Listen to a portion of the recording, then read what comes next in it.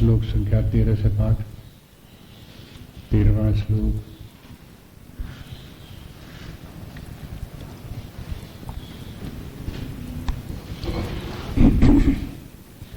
महात्मानस्तु मां पार्थ दैवीं प्रकृतिमाश्रिताः भजन्त्यनन्यमनसो ज्ञात्वा भूतादिमव्ययम् सततं कीर्तयन्तो माम् यतन्तश्च दृढव्रताः नमस्यन्तश्च मां भक्त्या नित्ययुक्ता उपासते ज्ञानयज्ञेन चापन्ये यजन्तो मामुपासते एकत्वेन पृथक्त्वेन बहुधा विश्वतो मुखम् अहं कतुरहं यज्ञा स्वधाहमहमौषधम् मन्त्रोऽहमहमेवाज्यम् अहम् अग्निरहमृतम् पितामहस्य जगतो माता धाता पितामहः वेद्यं पवित्रमोङ्कार सामयजुरेव च पितामहस्य जगतो माता धाता पितामहः वेद्यं पवित्रमोङ्कार ऋक्सामयजुरेव च।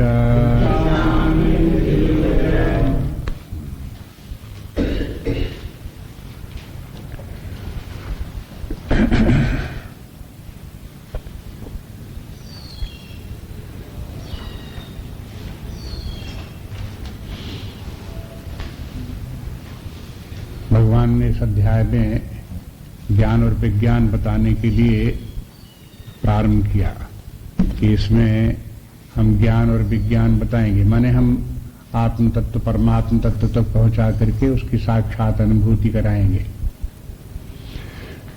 इसमें उपनिषदों के अनुसार दो साधन हैं, एक उपासना है और एक है ज्ञान।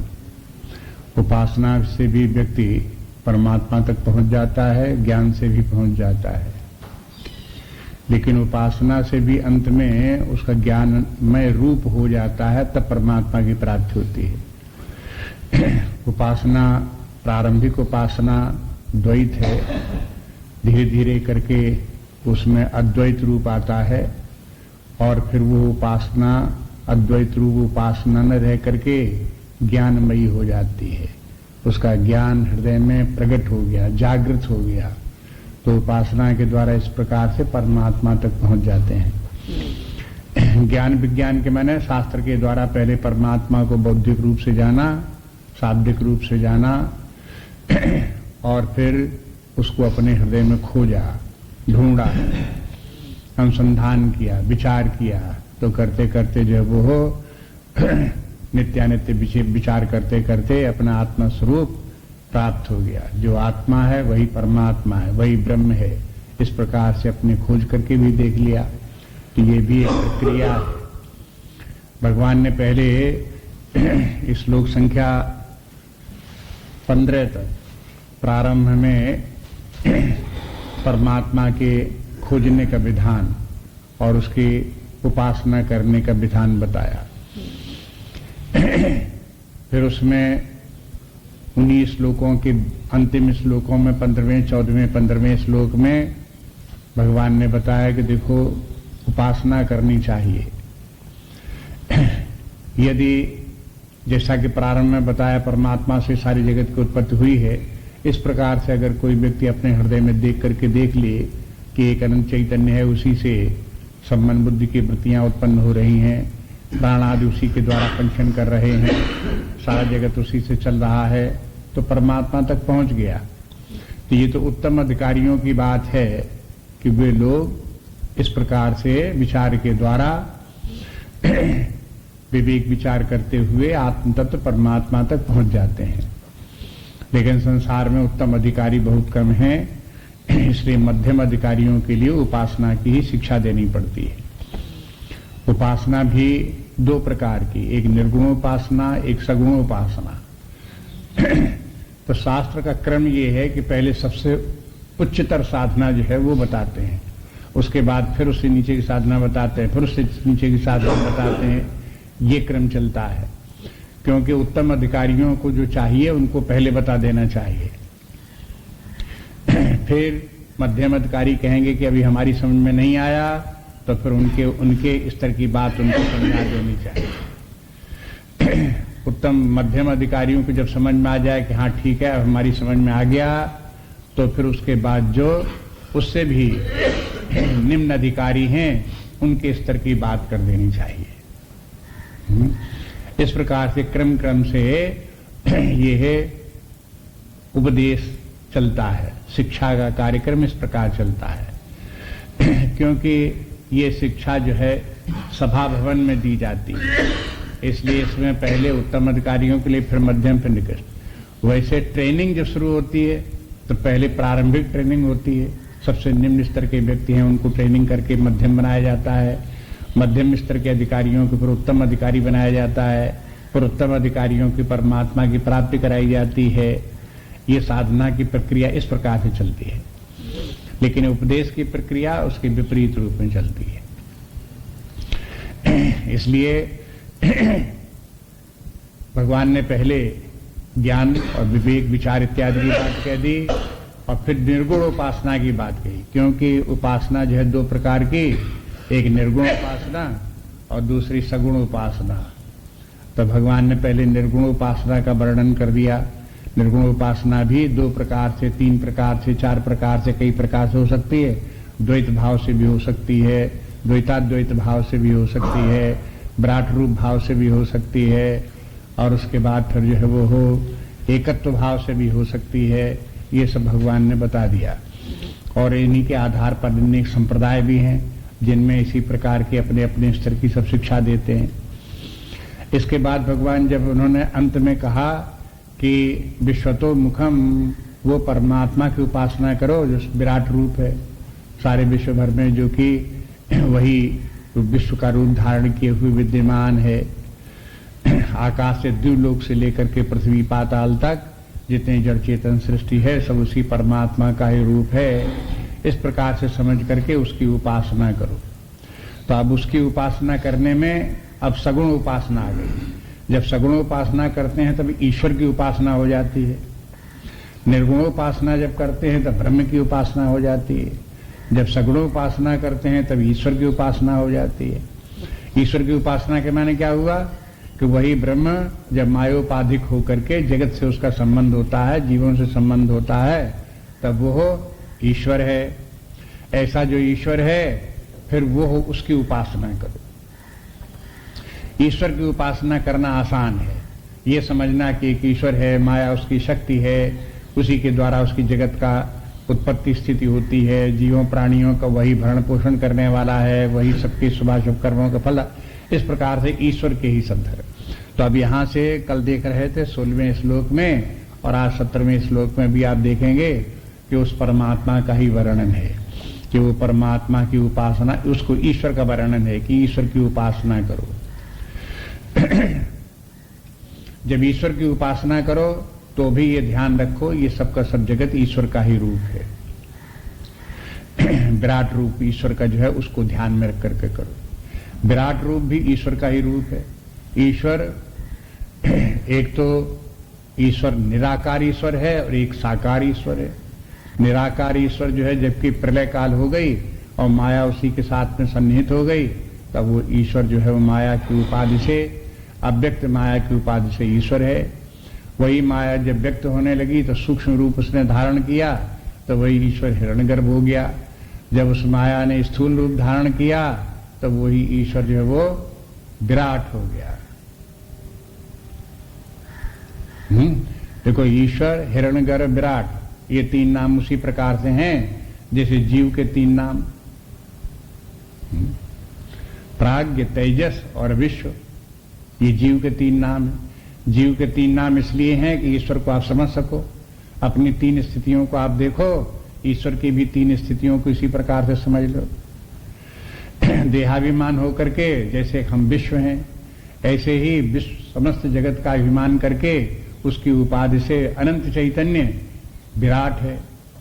जैसे हम अपने सूक्ष्म शरीर के अभिमान से स्वप्नावस्था में स्वप्न देख रहे हैं तो हम तेजस हैं, ऐसे ही वो ईश्वर जब समस्त प्राणियों के सूक्ष्म शरीरों को धारण करके सूक्ष्म सृष्टि का अभिमानी होता है तब वो हिरण्यगर्भ है। इधर तेजस है जीव, तो ईश्वर उधर हिरण्यगर्भ है। इधर सुषुप्तावस्था में जैसा हम प्राज्ञ होकर के रह जाते हैं और कुछ भी नानात्व तो नहीं दिखाई देता, केवल अविद्या मात्र हमारे साथ में रह जाती है और नानात्व तो समाप्त हो जाता है। ऐसे ही जब नानात्व तो समाप्त हो जाए तो उस समय ईश्वर के साथ जो माया की उपाधि है उसको लेकर के वो ईश्वर है। तो ये है, ऐसे सूत्र हैं, इंडिकेटिंग मार्क्स हैं कि जिनके के द्वारा हम ईश्वर को समझ सकते हैं। अपने आप को व्यस्त रूप में देख करके ईश्वर के समस्त रूप को समझ लो। जैसे हम अपने शरीर में कैसे अभिमान रखते हैं, पैर भी हम हैं, पेट भी हम हैं, सिर भी हम हैं, नाक भी हम हैं, मुंह भी हम हैं, सब हम हैं, सब हम हैं सारे शरीर में। ऐसे ही वो ईश्वर, सूर्य भी है, तारे भी हैं, नक्षत्र भी है, पृथ्वी भी है, जल भी है, पहाड़ भी है, पर्वत भी है, पाताल भी है, स्वर्ग भी है, सब पर उसी ईश्वर के स्वरूप हैं ये। इसमें समझना कौन मुश्किल बात है, अपने उदाहरण से समझ लो। ये शरीर जो है वो ब्रह्मांड का व्यस्त रूप है, शरीर का ही समस्त रूप ब्रह्मांड है।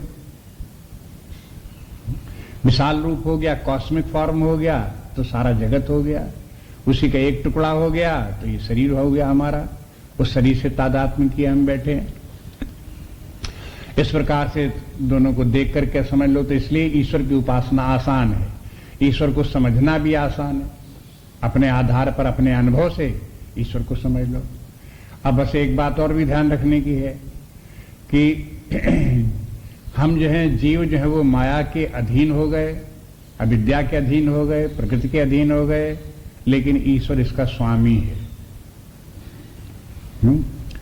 इसी के साथ एक बात ये भी ध्यान रखो, क्या कि हमारा जितना ज्ञान है वो इंद्रिय सापेक्ष है, मन सापेक्ष है, बुद्धि सापेक्ष है, क्योंकि इन्हीं के द्वारा हमको ज्ञान प्राप्त होता है। लेकिन ईश्वर का ज्ञान जो है वो इंद्रिय निरपेक्ष है, मन बुद्धि निरपेक्ष है। ये बात, इस बात को ध्यान में रखो।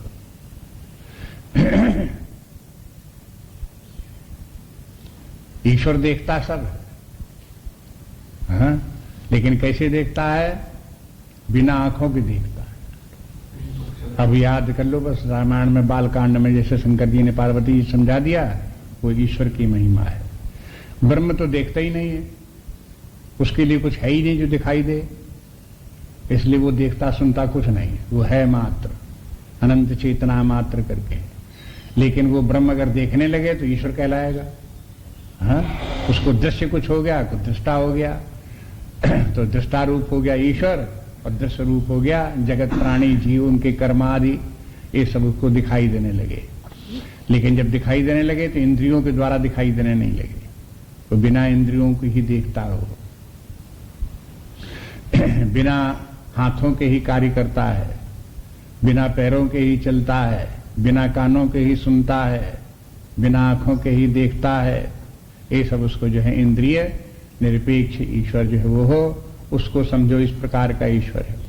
तो जब ईश्वर का स्मरण करो तब उसको, ईश्वर को आप निराकार ईश्वर का स्मरण करो, पहले साकार का स्मरण करो विराट रूप में, फिर हिरण्यगर्भ के रूप में उसका स्मरण करो, और फिर उसका जो है वो हो ईश्वर के रूप में उसका स्मरण करो। तो आप धीरे धीरे करके आपकी बुद्धि सूक्ष्म होती जाएगी, शुद्ध होती जाएगी, और परमात्मा के निकट पहुंचते जाएंगे आप, उससे आपका निकट का संबंध होता जाएगा। ये प्रक्रिया है। उसी प्रक्रिया को ध्यान में रखते हुए भगवान आगे बताते जाते हैं। भगवान ऐसे अलग अलग करके नहीं बताते कि अब हम तुमको निर्गुण उपासना बताएंगे, अब हम तुम्हें सगुण उपासना बताए, ऐसे नहीं, एक के बाद एक बताते चले जाते हैं क्रमशः। लेकिन जो आचार्य हुए उन लोगों ने सब इसका अध्ययन करके, गीता का अध्ययन करके विश्लेषण कर दिया, वर्गीकरण कर दिया, अलग अलग करके सब बातें समझा दी कि यहां भगवान ने ऐसा क्यों कहा, यहां ऐसा क्यों कहा।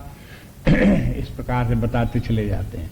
तो अब यहां पर 17वें श्लोक में देखते हैं भगवान कहते हैं कि पिता हमस्य जगतो, मैं सारे जगत का पिता हूं, और माता धाता पितामहा, मैं सबका माता भी हूं, मैं सबका धाता भी हूं, मैं सबका पितामह भी हूं। अब इसका तात्पर्य समझो, थोड़ा थोड़ा ध्यान देना चाहिए, समझने की कोशिश करनी चाहिए। आप संसार में देखते हैं कि जो पिता होता है वो माता नहीं होता, और जो माता होता है सो पिता नहीं होता। लेकिन ये ईश्वर कैसा है, माता भी है और पिता भी है। इसके माने क्या कोई बात और भी है? माने जितनी बात हम माता पिता में समझते हैं उतनी ही बात ईश्वर में नहीं है, उसमें कुछ विशेष बात है। ऐसी कोई विशेष बात है जो वो पिता भी बन सकता है, माता भी बन सकता है, या माता का भी कार्य कर सकता है और पिता का भी कार्य कर सकता है। अब वो कैसा ईश्वर होगा? तो अब बुद्धि को थोड़ा फैलाना पड़ेगा आपको, कि आपको जो संसार जगत के जो द्वैत आपको दिखाई दे रहे हैं, इन द्वैत के ऊपर कोई अद्वैत स्थिति है जो इस प्रकार से द्वैत का रूप धारण करती है। तो इसलिए आपको थोड़ी कल्पना करनी पड़ेगी। आपको बिना विचारे करके ऐसे ही मान लो कि हाँ लिखा है गीता में तो ठीक ही होगा, ईश्वर जो होगा माता भी होगा पिता भी होगा। आप विचार ही नहीं कर रहे हो तो ये कोई बात नहीं। साधना करने में आपको विचार भी करना चाहिए, बुद्धि भी लगाना चाहिए, समझदारी के साथ में उपासना करो। उपासना करते हुए स्मरण करो कि भगवान आप माता भी हो, आप पिता भी हो। त्वमेव माता च पिता त्वमेव, त्वमेव बंधुश्च सखा त्वमेव। क्या बोलते हो? बार बार कहते हो ना, तुम्ही माता भी हो, तुम्ही पिता भी हो, तुम्ही भाई भी हो, तुम्ही मित्र भी हो। तो इसके माने क्या हुआ?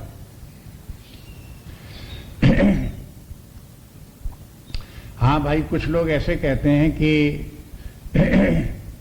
वही परमात्मा जो है माता में भी विद्यमान है इसलिए वो माता भी है, वही परमात्मा पिता में भी विद्यमान है इसलिए वो पिता भी है, वही परमात्मा जो है ईश्वर जो है वो भाई में भी विद्यमान है इसलिए वो हमारा बंधु भी है, वही पे परमात्मा हमारे मित्र में भी विद्यमान है इसलिए वो मित्र भी परमात्मा है। इसलिए परमात्मा सब में होने के कारण से वो परमात्मा जो है इन सब रूपों में। एक अर्थ तो ये इस प्रकार से लगा लो, ये प्रारंभिक अर्थ, ये भी अच्छा अर्थ है, कोई खराब नहीं है। लेकिन उसके बाद में ये समझो कि ये जो माता पिता हैं और शत्रु मित्र हैं, भाई बंधु हैं, ये सब का सब द्वैत माया में है। परमात्मा इन सब में कुछ नहीं है, वो इन सब से ऊपर है।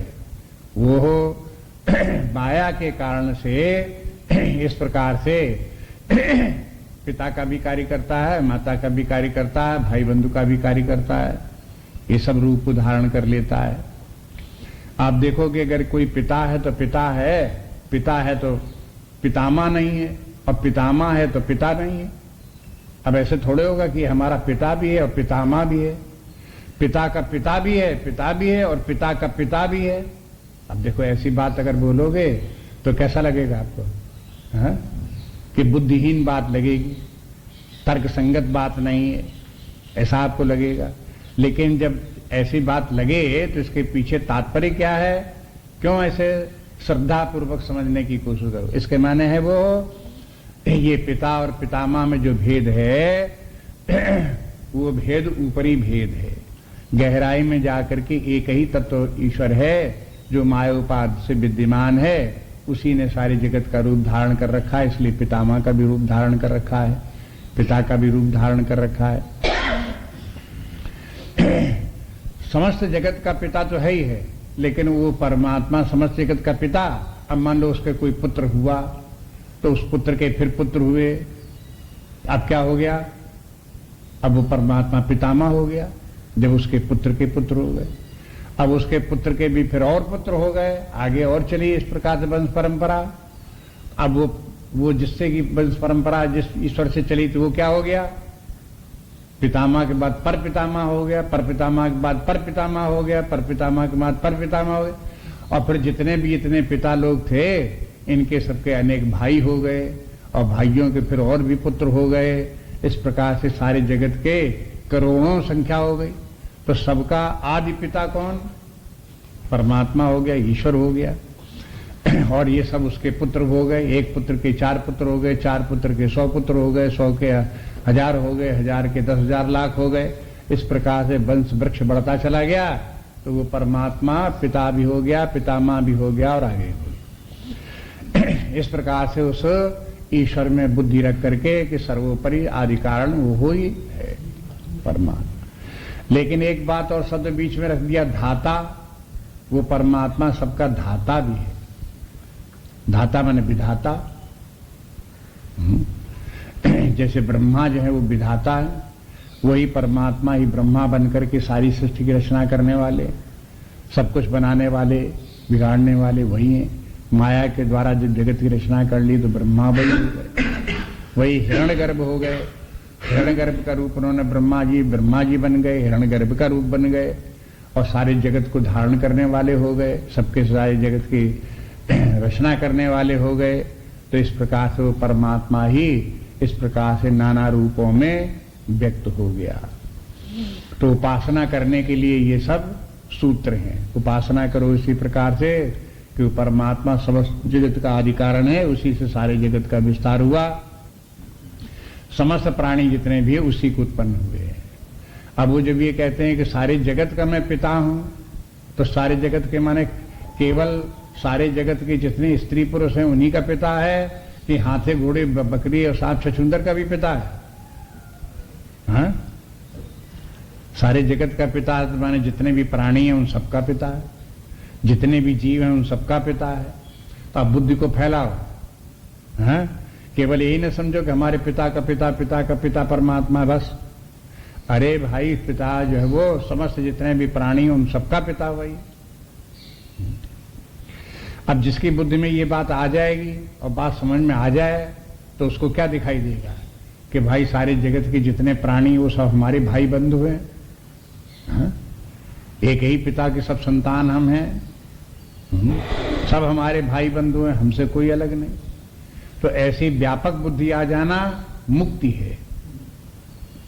और अगर किसी की बुद्धि में रहता है कि मैं हूं, मेरे 2 पुत्र हैं, 2 पुत्रों की 2 वधुएं हैं, उनके 4 पुत्र हैं, बस इतना ही मैं हूं, इतना ही मेरा परिवार है, और यही सब अच्छे हैं, बाकी दुनिया में कुछ अच्छा नहीं है, और यही सब अपने, बाकी कोई अपना नहीं। अब ये बुद्धि कैसी हो गई? संकीर्ण बुद्धि हो गई। संकीर्ण बुद्धि के माने क्या हो गया? बंधन हो गया। इसी का नाम बंधन है। संकीर्ण बुद्धि का ही नाम बंधन है। कोई कहे कि हम ठीक है, हमारा इतना ही परिवार, हम इतना ही मानते हैं, लेकिन बंधन में नहीं है। क्यों बंधन में नहीं है? क्योंकि हम कहीं नौकरी नहीं करते, बैठे खाते हैं, इसलिए बंधन में नहीं है।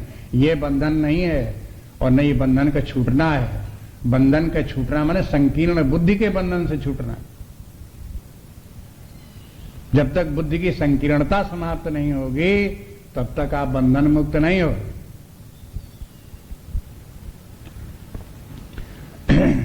इसलिए बुद्धि में लाओ, सब अपने ही हो गए इस प्रकार से। तो जैसे जैसे आप उपासना करोगे तैसे तैसे बुद्धि का विकास होगा, और जितना ही बुद्धि का विकास होता है उतनी ही बुद्धि अंतर्मुखी बनती। बिना अंतर्मुखी बुद्धि बने बुद्धि का विकास नहीं होगा। बहिर्मुखी रह करके बुद्धि संकीर्ण होती है। अंतर्मुखी होकर के आप देखोगे तब बुद्धि का विकास होगा, और जितना ही बुद्धि का विकास हुआ, बुद्धि अंतर्मुखी हुई, उतनी ही बुद्धि सूक्ष्म होती है, उसकी जड़ता, स्थूलता समाप्त होती है।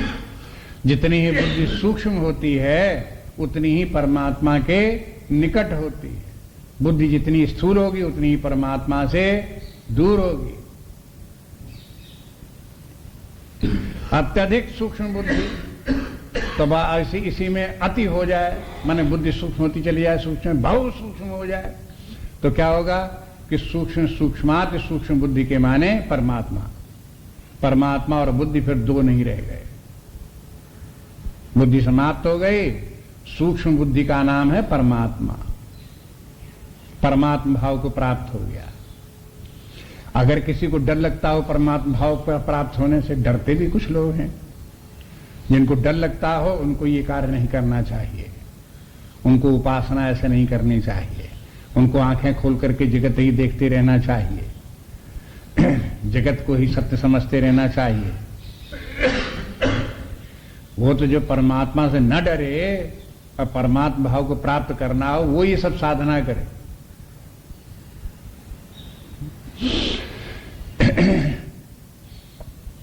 स्वामी अखंडानंद जी कहते हैं कि देखो, हम गीता को कई प्रकार से पढ़ते रहे। पहले गीता को ऐसे पढ़ा कि भगवान कृष्ण उपदेश दे रहे हैं और अर्जुन कुरुक्षेत्र के मैदान में 5000-10,000 वर्ष पहले खड़ा था, वहां भगवान ने अर्जुन को ये उपदेश दिया। जो अर्जुन को उपदेश दिया उस उपदेश को हमें भी समझना चाहिए, हम भी उसको समझें। ऐसे करके हम पढ़ते रहे प्रारंभ में। फिर थोड़े दिन के बाद में ये समझ में आया कि 5000 वर्ष के बाद क्यों कहते हो, ये ज्ञान तो नित्य है। तो ऐसा समझो कि आज भगवान हमारे सामने खड़े हैं और हम ही अर्जुन हैं और भगवान हमको ये ज्ञान दे रहे हैं और हम उस ज्ञान को सुन रहे हैं। जो कुछ भगवान कह रहे हैं वो हमारे ही लिए कह रहे हैं। हम अर्जुन है कि नहीं है? यहाँ बिल्कुल हम अर्जुन हैं। अपने आप अर्जुन में तादात्म्य भाव रख करके भगवान का ज्ञान सुना, लेकिन थोड़ा सा सहमे सहमे सुना कि हम सुन रहे हैं, कहीं भगवान ये न देखें कि हम सुन रहे हैं तो ध्यान नहीं दे रहे हैं, इधर उधर हो गया है, तो भगवान नाराज हों हमसे, कहेंगे ये सुन तो रहा ही नहीं है। अर्जुन तो बड़े एकाग्र होकर के सुन रहा होगा, लेकिन वैसी एकाग्रता के साथ हमें भी सुनना चाहिए। तो थोड़ा और हमारा जो है क्या हुआ, हमारा अपने आप में समन्वय हमने अपने आप में किया, अपने आप को और ज्यादा अलर्ट बनाया, विजिलेंट बनाया, और फिर गीता को सुना पढ़ा भगवान ने जो कुछ कहा। उस प्रकार से अध्ययन करते करते फिर क्या सूझा एक बार कि हमको ये सूझा कि हम ही हैं कृष्ण और हम ही उपदेश कर रहे हैं। गीता को पढ़ते पढ़ते समझ में आया कि जो परब्रह्म परमात्मा कोई अपने से भिन्न थोड़े है, अपने से भिन्न नहीं, तो उस परमात्मा से हमने तादात्म्य किया। तादात्म्य किया तो फिर क्या किया कि हम तो हो गए भगवान कृष्ण और अपने मन को बना लिया अर्जुन। हम अपने ही मन को, अर्जुन रूपी मन को, और भगवान कृष्ण होकर के हम उनको उपदेश देंगे। कहा कि पहले तो डर लगा कि भगवान कृष्ण होकर के हम उपदेश दे रहे हैं, ये तो बड़े खतरे की बात है, भगवान कृष्ण हुए जा रहे हैं, परमात्मा हुए जा रहे हैं। लेकिन फिर समझ में आया कि इसमें कुछ डरने की बात नहीं है। जैसे कोई अपनी माता से नहीं डरता, जैसे कोई अपनी पिता से नहीं डरता, तैसे परमात्मा से क्या डरना। परमात्मा तो प्रेम की वस्तु है, वो तो प्रेम जिससे होता है उससे कोई डरता थोड़ा है। जहां प्रेम नहीं होता वहीं भली डर लगे, बैर से, शत्रु से, उससे डर लगे, लेकिन जहां जिससे प्रेम है उससे डर क्या। परमात्मा तो परम प्रेम स्वरूप है, प्रेमास्पद, परम प्रेमास्पद, उसे क्या डरना। इसलिए परमात्मा भाव रख करके फिर हमने ये गीता पढ़ना शुरू किया। शुरू से आखिर तक गीता ऐसे पढ़ा मानो हम ही गीता का उपदेश अपने मन रूपी अर्जुन को कर रहे हैं। हमारे अंदर भगवान कृष्ण भी हैं, हमारे अंदर अर्जुन भी हैं। इसलिए डरो नहीं। अगर मन सूक्ष्म होता जाता है, बुद्धि सूक्ष्म होती जाती है, व्यापक होती जाती है, तो डरो नहीं। दूसरे लोग डराएं तो भी डरो नहीं।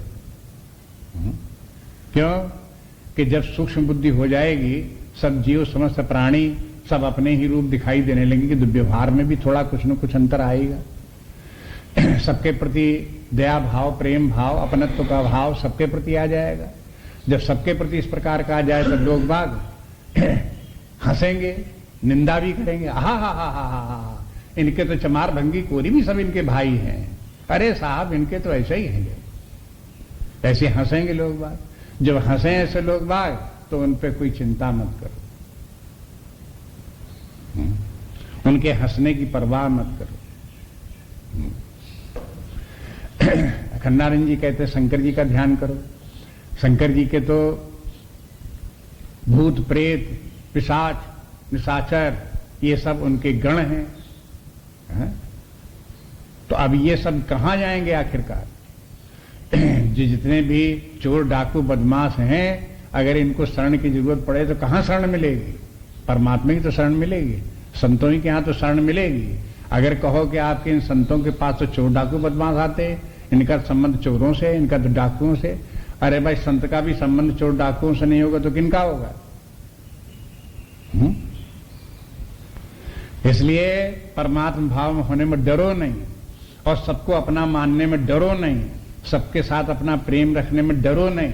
ये शास्त्र जो है वो निर्भय बनाते हैं और व्यापक बुद्धि बनाते हैं। जो तात्पर्य शास्त्र का है वो इसी प्रकार से हमने जैसा समझा सो बता देते हैं। भाई, आपको कुछ दूसरा समझ में आने लगे और कहीं कोई दूसरा बतावे तो वो भी सही, हम कौन विरोध थोड़ी करते हैं किसी से। इसलिए इस प्रकार की बुद्धि रखो। फिर कहते हैं, भगवान कहते हैं कि वेद्यम पवित्र ओमांकार, मैं ही वेद्य हूं। वेद्य माने जानने योग्य, जिसको जानना चाहिए। तो जानना चाहिए माने परमात्मा की माता पिता करके है, परमात्मा ही सर्वोपरि है, ऐसे करके याद करते रहो। उस ईश्वर को याद करो, लेकिन याद करने के साथ ये रखो वो वेद्य है। वेद्य माने अंततः हमें उस ईश्वर का ज्ञान, परमात्मा का ज्ञान होना चाहिए। एक बार ऐसा हुआ कि देखो, ये वेदांत के अनुसार ये तय हुआ, वेदांत पढ़ते पढ़ते समझ में आया कि आत्मा और परमात्मा एक ही है। तो मान लिया कि हाँ, आत्मा परमात्मा एक ही है, जो आत्मा है सो परमात्मा है। तो इसके माने जो परमात्मा है, ब्रह्म है, वो हम ही है कि हाँ ठीक।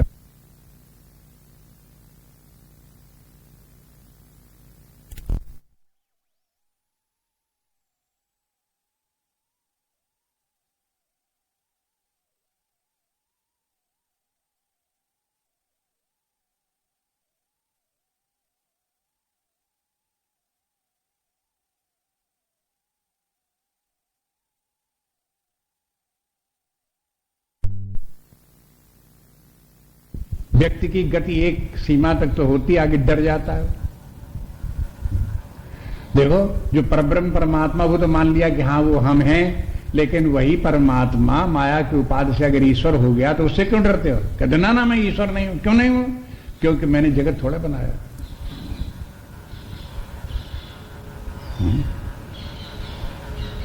मैंने जगत नहीं बनाया कि मैंने कहा आप कहां आ गए? आप धड़ाम से गिर के शरीर में फिरा गए और शरीर भाव में रह करके आप कहने लगे मैंने जगत नहीं बनाया। अगर ब्रह्म भाव में होते तो आपसे ये कहा जाता आप ही ईश्वर हो, माया की उपाधि हो, और माया के द्वारा आप ही ने जगत की रचना की, हम ही ने जगत की रचना की। तो इसमें कहने में क्या डर लगता है? तो इस वेदांत ज्ञान में ऊंचाई तक पहुंचने में देर नहीं लगती और गिरने में भी देर नहीं लगती। जरा देर में देखो गिर के आ गए, फिर वहीं के वहीं शरीर में आ गए। इसलिए कहते हैं कि उस परमात्मा को जानो, ठीक ठीक जानो। वेद्यम के माने ठीक ठीक जानो। वेद्यम के माने जानो ही नहीं, बल्कि साक्षात अपरोक्ष अनुभूति करो, तद्रूप होकर करो। जब उस परमात्मा को जानोगे तो भ्रम नहीं होगा। इस प्रकार की शंकाएं जो मन में उत्पन्न होती वो फिर नहीं होगी। इसलिए कि वेद्यम पवित्रम ओंकार, और ये भी जानो कि वो मैं ही ओंकार हूं, परमात्मा ही ईश्वर ही ओंकार है। ओंकार में जब बोलते हैं कि ओंकार क्या है, आउ मां, इनसे मिलकर के एक अक्षर 8वें श्लोक में जो बोले आए, गीता में ओंका जगह जगह उल्लेख आता रहता है, यहां फिर ओंकार आ गया। वेद्यम पवित्र ओंकार, पवित्र ओंकार वेद्यम, और वही मैं हूं। कहने के तात्पर्य कि मैं ही सब हूं, इसलिए ओंकार भी मैं ही हूं। ऋक साम यजुरेव च, ऋक साम और यजु तीनों वेद जो हैं वो भी मैं ही हूं। तो जब कहते हैं कि मैं ओंकार हूं तो ओम इत्येकाक्षरम ब्रह्म व्याहरण माम अनुस्मरण, ये 8वें अध्याय का श्लोक है कि मैं ही कि उस ईश्वर का स्मरण करो, उस परमात्मा के स्मरण करो जो ओंकार स्वरूप है। ओम इत्येकाक्षरम ब्रह्म, ब्रह्म जो है ओम इति का अक्षर, एक अक्षर जो मंत्र है यही ब्रह्म है, यही परमात्मा का रूप है, ईश्वर का रूप है। इस प्रकार से स्मरण करो।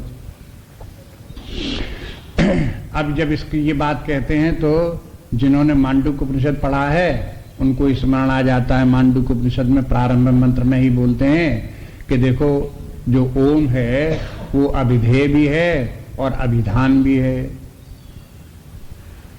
और अभिधेय और अभिधान दोनों एक ही होते हैं। ये अभिधेय क्या होता है? जिसका कोई नाम रखा जाए, नामी, उसे अभिधेय कहते हैं, और उसका नाम जो है वो अभिधान कहलाता है। अभिधान माने नाम, माने एक तत्व अनंत चैतन्य सत्ता जो है वो हो अभिधेय रूप में ओम है। और उसका नाम क्या है? उस परम सत्ता का नाम क्या है? ओम ही उसका नाम है, अभिधान भी वही है।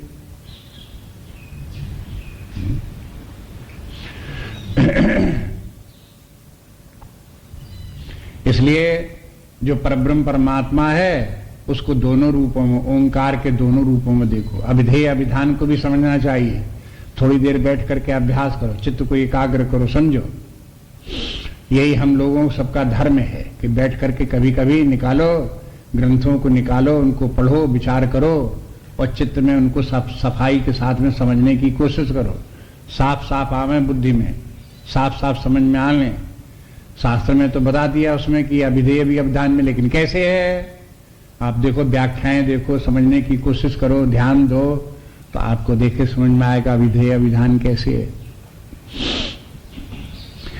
तो ये यहां पे ये कहते हैं कि भगवान कि देखो मैं ओंकार रूप अभिधेय भी हूं, ओंकार रूप अभिधान भी हूं मैं ही। और अभिधेय बन करके तो मैं सारे जगत का अधिष्ठान होकर के विद्यमान हूं, और अभिधान होकर के मैं वेद हूं। ये वेद अभिधान जो ओंकार है उसी का विस्तार है। कौन कौन? ऋग साम यजुर्वेद, ये तीनों वेदों, 3 वेदों का नाम है। जहां वेदों के नाम आते हैं तो गीता में त्रैविद्या सोम पापा आगे भी आएगा। पहले दूसरे अध्याय में 3 वेद की बात आई तो 3 वेदों की बात करते हैं, 4 वेद का नाम नहीं लेते। बाद में 4 वेद हो गए, ऋग साम यजुर, और अथर्व वेद एक और आ गया। अथर्व वेद जो था ये तीनों वेदों का मिल करके एक चौथा वेद अथर्वण ऋषि ने तैयार कर दिया, अथर्ववेद हो गया। वैसे 3 वेद, मूल में 3 वेद ही बोले जाते हैं। कभी कभी चतुर्वेदी समझते हैं कि हम 4 वेद जानते हैं, त्रिवेदी कहते हैं हम 3 जानते हैं। अरे त्रिवेदी भी पूरा वेद जानते हैं साहब, तीनों वेद के माने और चौथा कोई नहीं, वो यही समझते हैं। चतुर्वेदी क्या समझते? 3 वेद नहीं 4 वेद हैं, उन 4 वेदों को हम जानते हैं। तो ये माने जाति पात वाले त्रिवेदी चतुर्वेदी नहीं, जो वेदों में श्रद्धा विश्वास रखते हैं, उनका अध्ययन करने वाले हैं। जो 3 वेदों का अध्ययन करने वाले वो त्रिवेदी हैं, 4 वेदों का अध्ययन करने वाले चतुर्वेदी हैं। बाकी तो त्रिवेदी चतुर्वेदी कैसे हैं? नाम मात्र की, तथा कथित, सो कॉल्ड। इसलिए जो है ये है जब ऋग साम यजु इन तीनों वेदों का जो अध्ययन करे तो उनका अध्ययन त्रिवेदी हुआ। तो अब ये 3 वेद क्या है? ये ओंकार का ही विस्तार है। अपने शास्त्रों में ही कहा गया, वेदों में ही कहा गया कि ओम ही विद्या है, ओंकार ही मूल विद्या, वेद्यम जो है वो ओंकार ही है। और ओम जो है, ओम का विस्तार हुआ तो गायत्री मंत्र बन गया, और गायत्री मंत्र का विस्तार हुआ तो 3 वेद बन गए। ओंकार की 3 मात्राएं, आ उ मा, इनका विस्तार हुआ तो गायत्री मंत्र हो गया। गायत्री मंत्र में भी 3 भाग हैं उसके। जैसे कोई श्लोक होता है तो उस श्लोक में 4 पद होते हैं, लेकिन गायत्री में 3 ही पद हैं। अब 3 पद हैं तो क्यों 3 पद हैं? एक आ है, एक ऊ है, एक माँ है। वो ओंकार का ही विस्तार हो गया और गायत्री मंत्र बन गया। थोड़ा सा विस्तार हुआ, फिर उन्हीं तीनों पदों का जब विस्तार हुआ तो ऋग साम और यजुर्वेद बन गए। अब ऋग साम यजु का मूल क्या है? परमात्मा है, ब्रह्म परमात्मा जो वही है। उसी परमात्मा ने ओंकार का रूप धारण किया, गायत्री का रूप धारण किया, और उसी ने फिर 3 वेदों का रूप धारण किया। तो तीनों वेदों को समझो कि परमात्मा ही के तीनों रूप हैं, तीनों वेद। परमात्मा सत्स्वरूप है, परमात्मा चित स्वरूप है, परमात्मा आनंद स्वरूप है। तो जो चित स्वरूप परमात्मा है वो ऋग्वेद है, जो परमात्मा आनंद स्वरूप है वो सामवेद है, जो परमात्मा सत्स्वरूप है वो यजु है। इस प्रकार से हो गया परमात्मा सच्चिदानंद स्वरूप। 3 वेद भी एक एक परमात्मा के एक एक लक्षण की प्रधानता से उनका निरूपण करने वाले हैं। इसलिए इन वेदों में भी देखते हैं, आप ढूंढो सावधानी से तो ऐसा मिलेगा कि ऋग्वेद में परमात्मा के चेतन स्वरूप का ज्यादा वर्णन है।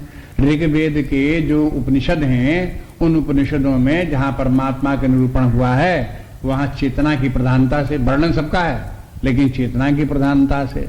सामवेद में जब आ गए तो उसके उपनिषद छांदोग्य उपनिषद जैसे आ गया, तब उस उपनिषद में देखते हैं तो आनंद का वर्णन विशेष आ गया। तैत्तिरीय उपनिषद में आनंद का वर्णन आ गया। तो आप देखते हैं कि आनंद का जहां वर्णन विशेषता से है वो सामवेदी है, सामवेद में। और वैसे ही सामवेद संगीत प्रधान होने के कारण संगीत के द्वारा जब व्यक्ति में आनंद होता है तो संगीत छलक पड़ता है। सामवेद का जब आनंद व्यक्ति के अंदर प्रकट हुआ तो सामवेद भी एक संगीत बन गया, और जो उस अध्ययन करता है उसमें भी संगीत आ जाता है। आनंद और संगीत का कुछ संबंध है, आनंद और कविता का भी कुछ संबंध है। जब व्यक्ति आनंद में होता है तो कविता निकल पड़ती है, जब आनंद में व्यक्ति होता है तो संगीत निकल पड़ता है। जब आनंद नहीं व्यक्ति में होता है तब कर्कशता आ जाती है, कटुवचन आ जाते हैं, गाली गलौज निकल पड़ती है। बस यही अंतर है। तो आप देखो आनंद का सूचना सामवेद में, उसका अभिव्यक्ति या उसकी विस्तार उसका है। इसी प्रकार से यजु, तीसरा वेद यजुर्वेद है, ये सत का प्रतीक है। उसका सत का परमात्मा के सत स्वरूप का विशेष रूप से वर्णन करता है। लेकिन ऐसा बता दिया तो ये प्रधानता से बता दिया, ऐसा कुछ नहीं कि एक वेद में परमात्मा सत है, दूसरे में दूसरा है, तीसरे में तीसरा, ऐसा नहीं है। वो सब में सच्चिदानंद स्वरूप ब्रह्म तो सर्वत्र है। सभी वेदों में उसी की प्रधानता, सभी के उसी का प्रतिपादन है। कहीं एक पक्ष का अधिक है, कहीं दूसरे पक्ष का अधिक विस्तार है, बस इतना अंतर है, लेकिन है सबका। इस प्रकार से इस श्लोक में बता दिया कि उस ईश्वर का रूप इस प्रकार से स्मरण करो कि समस्त प्राणियों का माता धाता पितामह। अब हमको ये समझने, हमारा सबसे आदि कारण परमात्मा, और परमात्मा की जो शिक्षा है वही वेद हैं, और परमात्मा का ही जो नाम है वही ओंकार है। इसलिए ओंकार का नाम लेकर के परमात्मा का स्मरण करो, और ओंकार के विस्तार स्वरूप वेदों का अध्ययन करके परमात्मा को वेद्यम मन जानो।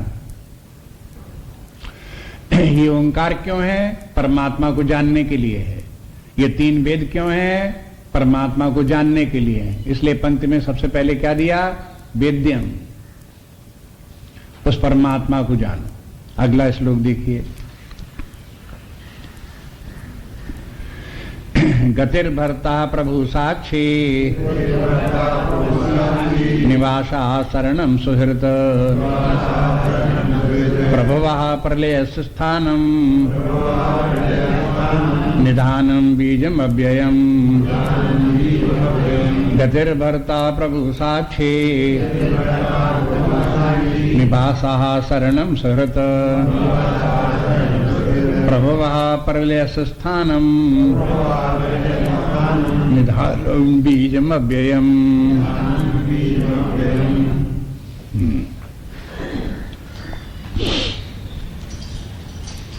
वो जिस ईश्वर का वर्णन कर रहे थे, भगवान बताते हैं कि देखो ईश्वर कैसा है, उसके कुछ और लक्षण गुण धर्म उसके बता रहे हैं, उसकी पहचान बता रहे हैं कैसा कैसा है, उसकी महिमा समझ लो, ऐसे कह सकते हो। इस श्लोक में ईश्वर के 12 गुण धर्मों का वर्णन किया गया। 12 है, देखो सबको गिन लेना एक एक करके, 12 मिलेंगे एक साथ, एक सांस में बोलते चले गए तो देखो ईश्वर ऐसा है, ऐसा है, ऐसा है। नंबर 1 वो गति है, दूसरा भर्ता है, तीसरा प्रभु है, चौथा साक्षी है, 5वां निवासा है, 6वां शरण है, 7वां सुहृत है, 8वां प्रभव है, 9वां प्रलय है, 10वां स्थान है, 11वां निधान है और 12वां बीजम अव्ययम, अव्यय बीज है। ये 12 उसके जो है ये है लक्षण बता दिए। ऐसा ईश्वर इस प्रकार का है।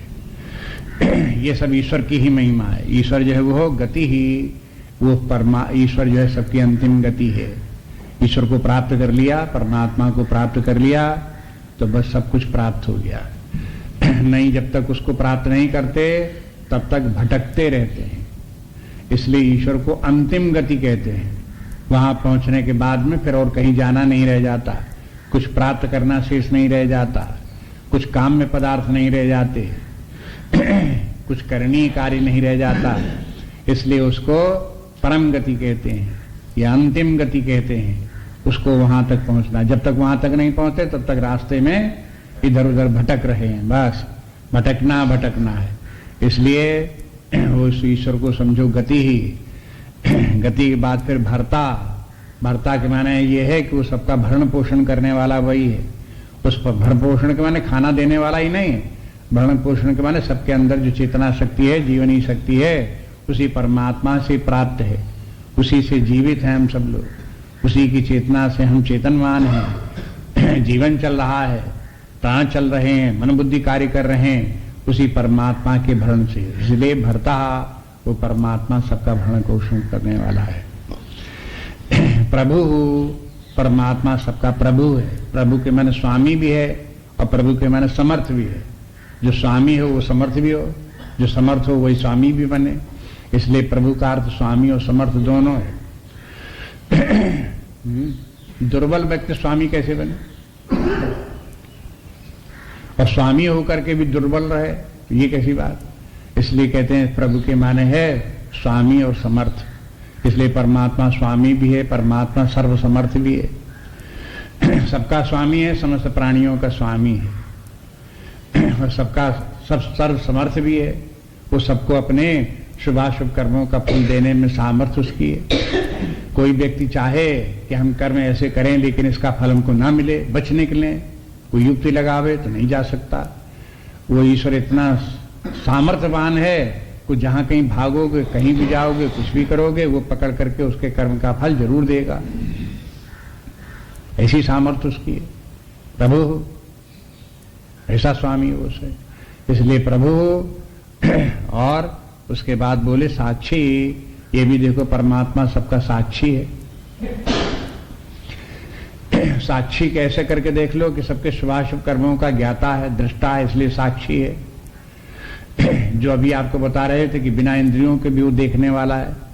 ये साक्षी के मैंने यहां ऐसा है कि बिना आंख के देखने वाला है। उपनिषदों में भी आता है अप्राणा अमनः शुभ्रः, उसको कहते हैं वो परमात्मा है, उसके न प्राण है, न मन है, न इंद्रियां हैं। इस प्रकार से परमात्मा का वर्णन आता है। ऐसे ही जब उसको ईश्वर का वर्णन आता तब भी कहते हैं कि वो देखता जरूर है लेकिन बिना आंखों के देखता है, सुनता जरूर है लेकिन बिना कानों को सुनता है, चलता जरूर है लेकिन बिना पैरों के चलता है। ये सब उसकी बात। तो ऐसे उसी को साक्षी बोले, वो परमात्मा साक्षी है। एक होता है प्रत्यक्ष और एक होता है साक्षात। ईश्वर को साक्षात ज्ञान होता है और हम लोगों को अपनी आंखों से प्रत्यक्ष ज्ञान होता है। प्रत्यक्ष और साक्षात में भी अंतर समझ लो, क्योंकि वेदांत में बार बार शब्द आते रहते हैं दोनों। प्रत्यक्ष के माने जो इंद्रिय ग्राही हो वो प्रत्यक्ष, चाहे कानों से शब्द सुनाई दे रहे हैं तो वो भी प्रत्यक्ष हैं, जिह्वा से स्वाद मालूम हो रहा है तो वो भी प्रत्यक्ष है। हाँ? ये तो प्रत्यक्ष हुआ। मन के द्वारा हम पूर्व बातों को स्मरण कर रहे हैं तो भी प्रत्यक्ष हुआ। बुद्धि के द्वारा हम पूर्व स्मृतियां कर रहे हैं, विचार कर रहे हैं, वो भी प्रत्यक्ष हुआ। ये सब मन अक्ष, जो मन भी एक अक्ष है, इंद्रिय है, बुद्धि भी इंद्रिय है, 5 ज्ञानेंद्रियां, 5 कर्मेंद्रियां, इनके थ्रू जो हमको जानते हैं वो प्रत्यक्ष है। प्रत्यक्ष लगता है कि बिल्कुल सही ज्ञान है, लेकिन ये भी देखो प्रत्यक्ष ज्ञान सही ज्ञान कैसे हो सकता है भाई? प्रत्यक्ष ज्ञान जो है वो थ्रू सेंस ऑर्गन्स है, थ्रू सेंस ऑर्गन्स। तो भाई सेंस ऑर्गन जैसे होंगे वैसे ही हमें दिखाई देगा, जितनी सामर्थ्य उनमें होगी उतना ही हमको दिखाई देगा। अगर वो कमजोर हो गए तो कम दिखाई देगा, कम सुनाई देगा, ज्यादा ठीक हुए तो ज्यादा सुनाई देगा, ज्यादा दिखाई देगा।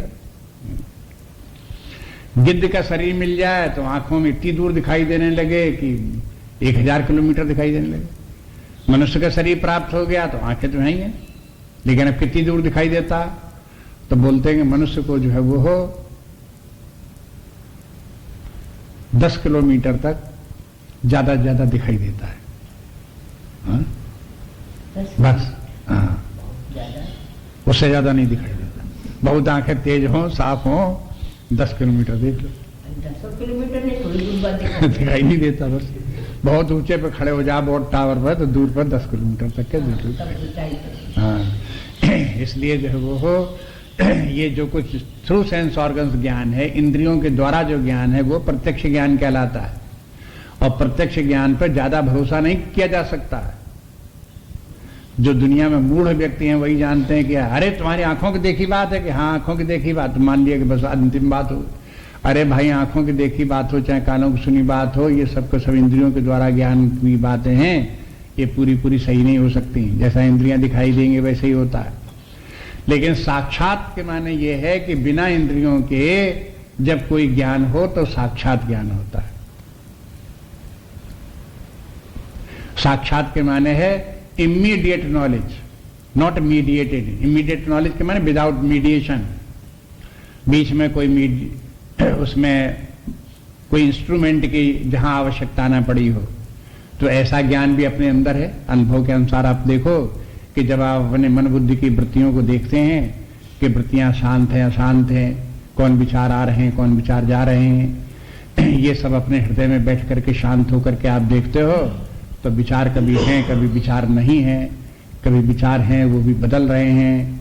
वृत्तियों की परिवर्तन को जिस समय, तो उस समय जो वृत्तियां दिखाई देती हैं, मन की वृत्ति को भी देखने वाला जो मन का भी मन, वो साक्षी जो है वो साक्षी है। और साक्षी को ये वृत्तियां साक्षात दिखाई देती है, प्रत्यक्ष नहीं दिखाई देती। साक्षी को मन और बुद्धि साक्षात दिखाई देते, प्रत्यक्ष नहीं दिखाई देते। लेकिन मन बुद्धि के द्वारा, इंद्रियों के द्वारा जो जगत दिखाई देता है वो प्रत्यक्ष दिखाई देता है। इसलिए ईश्वर जो है वो साक्षी है। अब अपना साक्षी देख लो, उसी को ईश्वर के साथ जोड़ लो। हाँ? कि जो हमें हमारे अंदर अगर यदि साक्षी तक अपने पहुंच गए तो पहचान लो कि यही साक्षी ईश्वर है। जो साक्षी यहां हमारी मन बुद्धियों का साक्षी है, वही साक्षी सबके हृदय में सबकी बुद्धियों का साक्षी है, सबके मन वृत्तियों का साक्षी है। कोई एक हमारी थोड़ा साक्षी है। जो सबका साक्षी है इसके माने कोई छोटा सा थोड़े हमारे भीतर ही, शरीर के भीतर जैसे हमारी छोटी सी बुद्धि, ऐसे थोड़ा है वो व्यापक होना चाहिए उसके, तब तो सबके अंदर होगा, उसका विस्तार होना चाहिए। इसलिए देखो ईश्वर को इस प्रकार से साक्षी के रूप में और विस्तृत रूप में देखो उसको, ऐसा साक्षी है। अब उसके बाद साक्षी के बाद फिर हुआ निवासा। निवासा के माने सब समस्त प्राणी सारा जगत उसी में वास करता है। निवासा माने जहां वास किया जाए स्थान होता है, वास करने का स्थान से निवास। अब इसका भी उदाहरण देख लो। जैसे आकाश जो है सारे भूमंडल का, सारे जितने भी तारे नक्षत्र हैं उनका निवास स्थल है। आकाश से बाहर न सूर्य है, न आकाश से बाहर पृथ्वी है, न आकाश के बाहर ध्रुवलोक है, न आकाश के बाहर चंद्रलोक है, न आकाश के बाहर मंगल लोक है। सब आकाश के भीतर है। तो ये सबके सब जितने भी हैं हेमिली बॉडीज जितने भी हैं, आकाश में जितने भी ग्लोविंग ये दिखाई देते हैं, सबके सब चमचमा रहे हैं, सब ये सब कहां वास करते हैं? हाँ? सब आकाश में वास करते हैं। ऐसे ही सारा ब्रह्मांड, समस्त प्राणी, समस्त जीव इस आकाश के बाहर के भी दूसरा आकाश हो, वहां भी कहीं कुछ हो, आखिरकार आकाश भी कहां वास करता है? तो कहते हैं आकाश भी, उसका भी निवास स्थान परमात्मा, उसी में ये आकाश भी वास करता है। ऐसे इसलिए आकर उसी परमात्मा की महानता का स्मरण करो। निवासा शरणम, परमात्मा सबकी शरण है। शरण का अंतर यह है कि रक्षक परमात्मा सबकी रक्षा भी करने वाला है, और शरण के माने जब हमारी कोई परेशानी हो तो हमें क्या करना चाहिए कि परमात्मा की शरण जाना चाहिए। शरण के माने दोनों हैं। शरण माने है यही रक्षा है। अगर हम रक्षा चाहते हैं तो परमात्मा की शरण में जाएं, और परमात्मा क्या करता है, सबका रक्षक है, इसलिए वो शरण कहलाता है। शरणदाता परमात्मा हो गया, इसलिए शरणदाता होने के कारण से बोले शरण, सबकी शरण परमात्मा ही है। देखो भाई, जैसे पहले बाहर मान लो बहुत सर्दी है तो क्या करते हैं, चलो भाई कमरे के भीतर चलो, यहां तो बहुत सर्दी है, बड़ी हवा चल रही है, तो अपने भीतर चले जाते हैं कमरे में। बाहर बहुत लू चल रही हो, बड़ी गर्मी हो, तो क्या करेंगे कि चलो भाई कमरे में चलो, भीतर चलो। ऐसी अगर बाहर तमाम झंझट हो, बहुत फिसाद हो, लड़ाई झगड़ा हो, हाय हाय किलकिल हो, तो क्या करना चाहिए, अपने भीतर घुस जाओ। अपने भीतर घुस जाओ, वहां परमात्मा विद्यमान है, उसकी शरण में चले जाओ, तुम्हारी सारी हाय हाय किलकिल सब बचा लेगा, तुमको अपना स्थान देगा, शरण देगा, अपने हृदय में रखेगा, और तुम्हारी झंझटें सारी खत्म हो जाएंगी। वहां तुम्हारा कोई कुछ नहीं बिगाड़ सकता, न तुमसे लड़ सकता है, न तुमसे हाय हाय कर सकता है, न तुम्हें गालियां दे सकता है, न तुम्हें मार कूट सकता है, न कुछ कर सकता है। तुम अपने हृदय में वास करो, परमात्मा की शरण में चले गए बस। इसलिए जब दुनिया में बहुत लोग परेशान होते हैं तब क्या है, अंत में परमात्मा की शरण है, भगवान राम का नाम लो, हारे के हर नाम, वही एक अंत में शरण है। इसलिए वो सबके शरण स्थल वही परमात्मा है। शरणम और सुहृत, सुहृत के माने मित्र, माने जो पर बदले में कुछ भी न चाहे लेकिन सबका कल्याण करना चाहे, उसे सुहृत कहते हैं। सुहृत हेतु रहित उपकार करने वाला, जैसे उत्तरकांड में तुलसीदास जी लिख देते हैं, हेतु रहित जग जुग उपकारी, तुम तुम्हार सेवक असुरारी। हेतु रहित उपकार करने वाले संसार में दो ही हैं,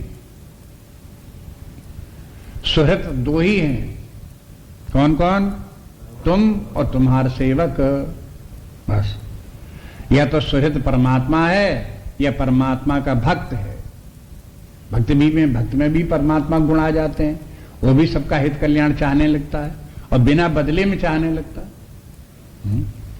वैसे दुनिया का स्वभाव क्या है, कुछ भी करेगा तो सोचेगा कि बताओ इसके करने का हमें क्या मिलेगा। कि भाई देखो ये बीमार आदमी है, थोड़ी इसकी सेवा कर दो, थोड़ा इसको दवा ववा दे दो, कि हमें क्या मिलेगा। ये व्यक्ति को जो हमें क्या मिलेगा, ये क्या बात है, ये व्यक्ति की दुर्बलता है। और ये हमें क्या मिलेगा इस बात की सूचक है कि व्यक्ति अपने आप में दुर्बल और खोखला है, जिसे वो भरना चाहता, कुछ मिले तो और भर जाए, कुछ मिले तो और भर जाए। तो अपनी दरिद्रता का सूचक है कि मुझे कुछ और मिल जाए। जब तक व्यक्ति बदले में कुछ चाहता रहता है, कुछ कामना करता रहता है, तब तक वो अपनी दरिद्रता का व्याख्यान करता है कि मैं महादरिद्री हूं, मुझे कुछ और चाहिए, मुझे कुछ और दे दो, मैं बड़ा दरिद्री हूं, मुझे कुछ और दे दो। चाहे धन मांगता हो तो भी दरिद्री है, सम्मान मांगता हो तो भी दरिद्री है, प्रेम मांगता हो तो भी दरिद्री है, ज्ञान मांगता हो तो भी दरिद्री है। माने उसका अभाव उस व्यक्ति में है, इसलिए वो दरिद्री है, इसलिए वो मांग रहा है नहीं उसके पास।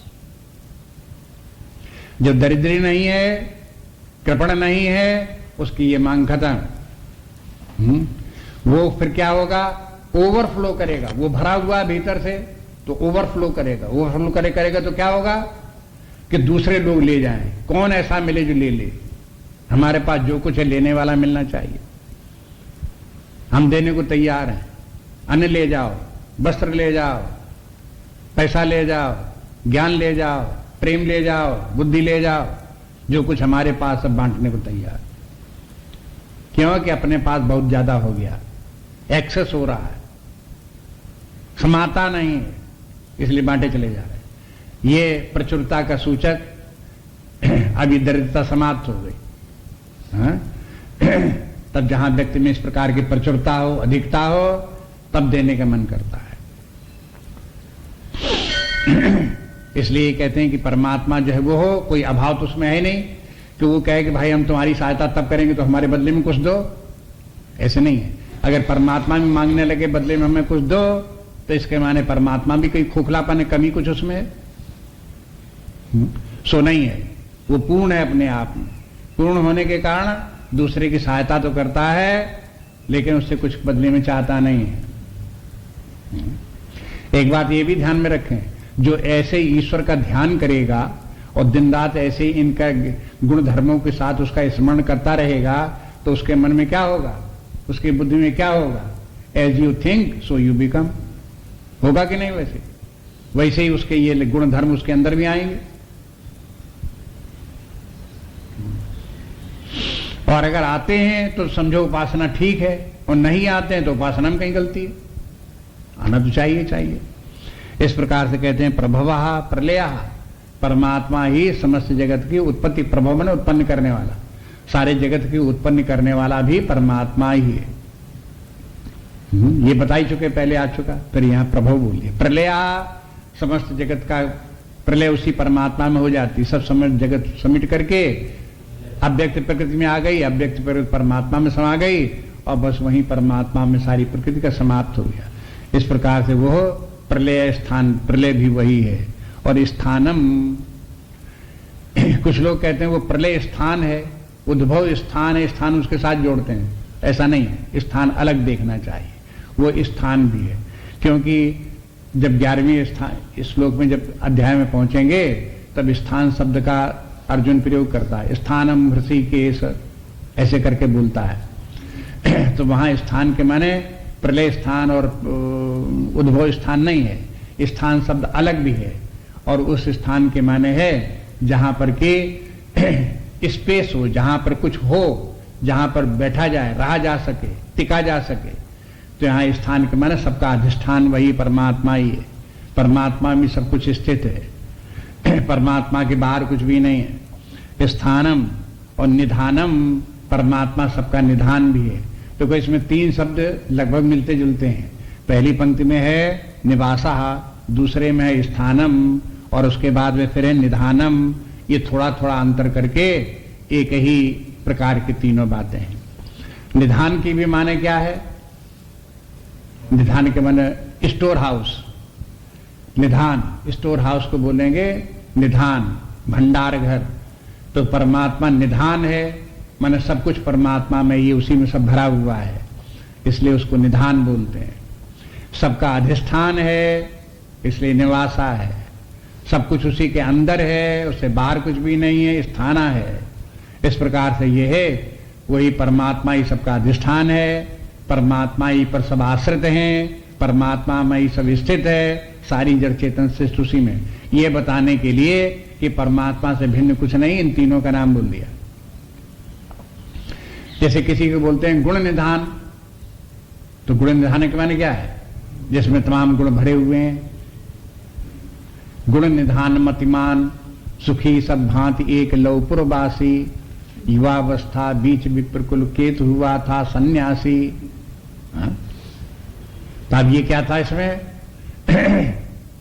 गुण निधान मतिमान, गुण निधान माने उसमें सारे गुण हैं, इसमें गुण ही गुण हो, गुण निधान कहलाएगा। ऐसे निधान माने गुण ही नहीं, बाकी सबका निधान हो, हाँ, तो वो निधान केवल, इसलिए वो परमात्मा सबका निधान भी है। और उसके बाद में बोलते हैं बीजम अव्ययम, और परमात्मा सबका अव्यय बीज है। अव्यय बीज के माने बीज ऐसा, अब बीज 2 प्रकार के होते, इसलिए अव्यय जोड़ना पड़ा कि जैसे खेत में से गेहूं निकल कर आया, गेहूं बीज भी है, और खा जाओ तो बीज नहीं भी है, खत्म हो गया बीज, नष्ट भी हो गया बीज। लेकिन उसी में से बचा करके बो दो तो वो बीज से फिर बीज पैदा हो जाएगा, उस बीज से फिर बीज पैदा हो जाएगा। तो जो आपको बीज में नश्वरता दिखाई देती है आपके लौकिक बीजों में, ये तो नाश भी हो जाते हैं। तो परमात्मा बीज जरूर है, लेकिन नाशवान बीजों जैसा बीज नहीं है, वो अव्यय बीज है, अविनाशी बीज है। उससे सारी जगत की उत्पत्ति होती रहती है, प्राणियों की उत्पत्ति होती रहती है।